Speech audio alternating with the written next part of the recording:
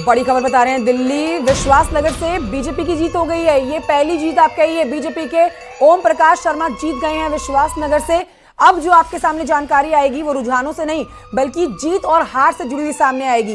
ये बीजेपी के कैंडिडेट है ओम प्रकाश, जिन्होंने जीत दर्ज की है विश्वास नगर से।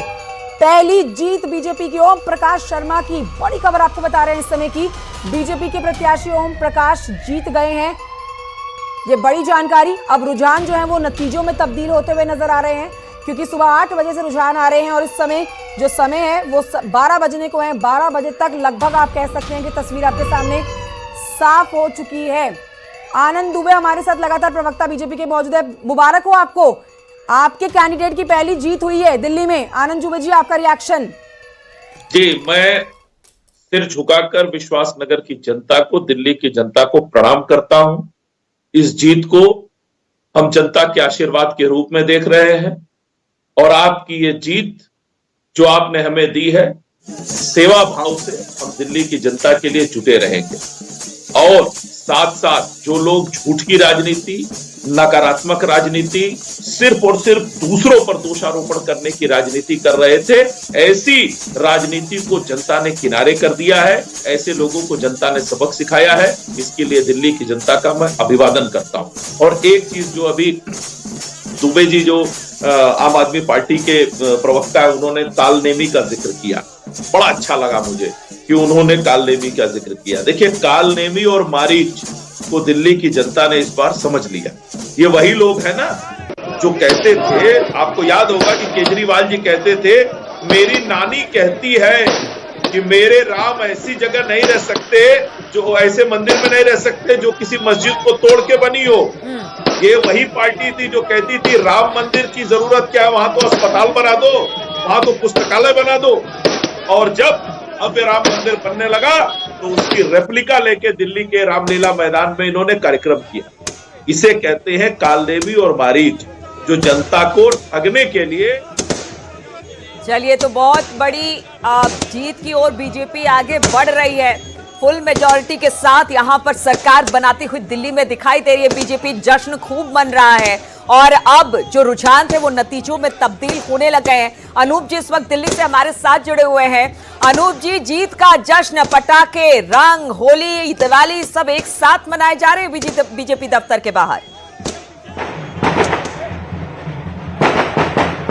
बिल्कुल, देखिए बीजेपी के दफ्तर में जश्न का माहौल है और अभी हमारे साथ बीजेपी के राष्ट्रीय प्रवक्ता सैयद जफर इस्लाम साहब हैं। ये बताइए कि पूरा जश्न आप लोग मान चुके हैं कि एक लैंडस्लाइड विक्ट्री जो है वो बीजेपी को मिल रही है? देखिए, बिल्कुल साफ अभी जो रुझान आ रहे हैं उससे साफ दिखता है कि बीजेपी 50 सीटों से ज्यादा पाने वाली है, प्रचंड बहुमत से जीतने वाली है। जनता का विश्वास प्राप्त किया हमने, लोगों ने अपना आशीर्वाद आदरणीय प्रधानमंत्री जी पे दिल्ली की जनता ने दिया है।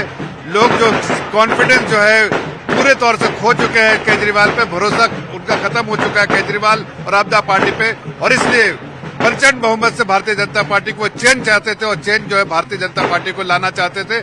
आज जो रुझान देख रहे हैं, अभी उस रुझान में हम 47 सीटों में आ गए हैं, लेकिन मुझे ऐसा विश्वास है कि अगले आने वाले 1-1.5 घंटे में जब पूरे तौर से पिक्चर क्लियर हो जाएगा तो हम 50 सीटों से ज्यादा होंगे और आपदा पार्टी 20 के नीचे डिसपट जाएगी। बीजेपी को भरोसा था जिस तरह की जीत अभी दिख रही है? देखिए, एग्जिट पोल तो सारे कुछ इसी तरह के आंकड़े दिखा रहे थे, लेकिन हमें सबसे ज्यादा भरोसा आता है अपने पन्ना प्रमुख और जो बूथ लेवल कार्यकर्ता का जो फीडबैक आता है। हमारा अपना फीडबैक मैकेनिज्म है जिसका सर्वे साइज जो बहुत लंबा सैंपल सर्वे होता है और उसके बेसिस पे हमें लगता है कि 50 सीटें आनी चाहिए। 50 के आसपास हम बार बार टीवी चैनल पे कह रहे थे, आपके चैनल पर भी हमने कहा है कि 50 सीटों से ज्यादा आएगी और उसके आसपास आएगी, ऐसा मैंने कई बार कहा है।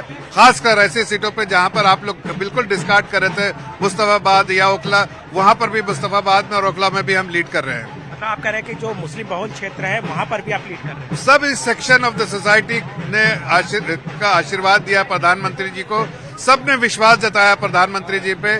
सबको ये उम्मीद है कि जो गारंटी देती है भाजपा, उसको गारंटी की गारंटी आदरणीय प्रधानमंत्री जी की होती है। इसलिए लोगों का विश्वास है और हर लोग कहीं न कहीं त्राई जो है आपदा और धूल धुआं धोखा वाली पार्टी से कर रहे थे। ये बताइए, अरविंद केजरीवाल, मनीष सिसोदिया और आतिशी मरलेना भी चुनाव हार जाएगी, आपको लगता है? देखिए, सब लोग बड़े मात्रा से बड़े से ट्रेल कर रहे हैं, पीछे हैं और मुझे लगता है कि कोई भी स्टेट इलेक्शन में जो है इतने बड़े मार्जिन को पूरा करना बहुत मुश्किल है। जो सारे लोग 3-4 हजार वोट से अभी पीछे हैं और मुझे लगता है जैसे जैसे दिन ढलेगा और जफर इस्लाम साहब से पूछ लीजिए, लड्डू बटेगा, जलेबी बटेगी, क्या होगा? मुख्यमंत्री कौन बन रहे हैं? देखिए,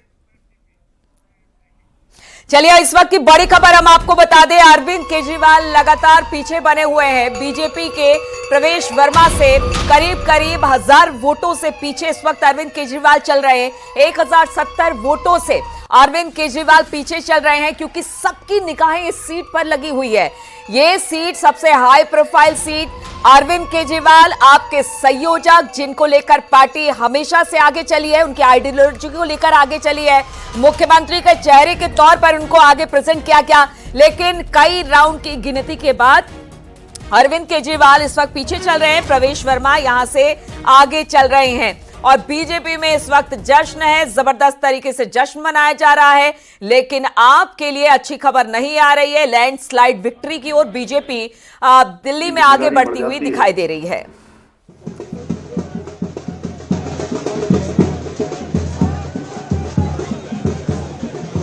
देखिए ढोल नगाड़ों की आवाज भी हम आपको सुना रहे हैं। अनूप जी भी हमारे साथ। अनूप जी, वहां पर जबरदस्त तरीके से ढोल नगाड़े बज रहे हैं बीजेपी दफ्तर के बाद। प्रधानमंत्री भी अब 7 बजे पहुंचने वाले होंगे।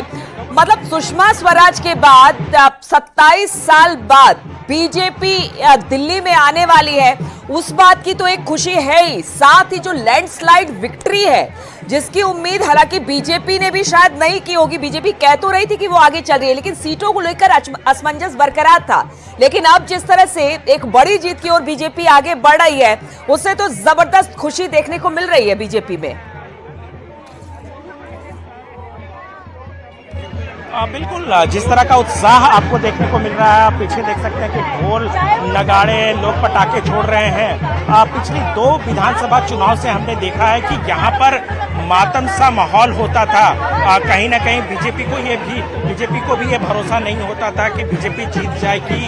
और आप देख सकते हैं कि इस बार शुरुआत से ही बीजेपी को लग रहा था कि वो चुनाव जीत जाएंगे। पूरी तरह से वो कॉन्फिडेंट नजर आ रहे थे। और आप देख सकते हैं कि ये माहौल बताता है, जिस तरीके का चुनाव प्रचार किया गया, जिस तरीके के मुद्दे बनाए गए, उसको देखते हुए बीजेपी को भरोसा था। देखिए, न केवल बीजेपी कार्यकर्ता, बल्कि जिस तरह से प्रधानमंत्री नरेंद्र मोदी, गृह मंत्री अमित शाह, इसके अलावा पार्टी अध्यक्ष जेपी नड्डा, ये तमाम लोग जो थे वो बीजेपी कार्यकर्ता बूथ स्तर तक वो काम करते रहे, जिसका परिणाम था कि बीजेपी ने अपने ग्राउंड पर अपने आप को बहुत मजबूत किया। और जो नैरेटिव बनाने की कोशिश, जिन मुद्दों को बीजेपी बनाने की कोशिश की, वो सीधे कहीं ना कहीं क्लिक करता दिखा, जिसका परिणाम है जो अभी रुझान देखने को मिल रहा है। उसी का परिणाम है कि बीजेपी बहुत अच्छा करती दिख रही है। बीजेपी अब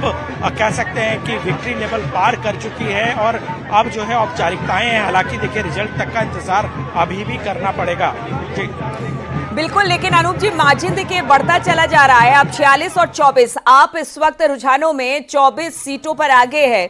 एक सीट पर बीजेपी को अब विक्ट्री मिल गई है और वो लगातार 46 सीटों पर इस वक्त आगे चल रही है और जश्न भी खूब हो रहा है। आनंद दुबे जी, जिस बात का जिक्र हो रहा था कि अच्छा, इस वक्त उत्तराखंड में मुख्यमंत्री योगी आदित्यनाथ कुछ कह रहे हैं, आइए जल्दी से उनको